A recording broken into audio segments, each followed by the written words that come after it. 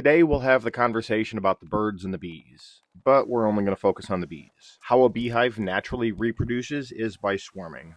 Around here, normally swarm season starts around June. When the queen starts to run out of space in the hive to lay new eggs, she releases a pheromone, which lets the bees know that she's going to be leaving soon. At this point, the colony will start to raise some new queens.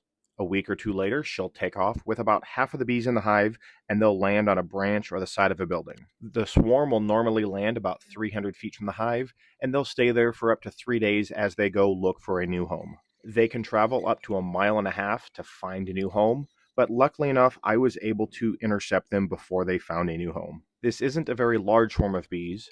Unfortunately, this winter I did lose all of my bees, so I'm happy to have one hive.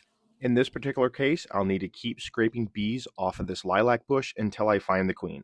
Once there became less and less bees on this lilac bush, I stopped scraping them off and switched to holding a frame up there. And it was at this point I successfully captured the queen. You can see the queen looks a little bit different than the worker bees, and she has a larger abdomen. Since I've successfully captured the queen, I can put both lids on, and any of the remaining bees will eventually find their way into the hive. Bees can't fly in the dark, so I'll come back at night, shove some more eggs in the entrances, put it in the back of my truck, and then take them out to my brother-in-law and sister's house. Now, the only thing left to do is to find the hive that they came from, which my sister found a couple days later.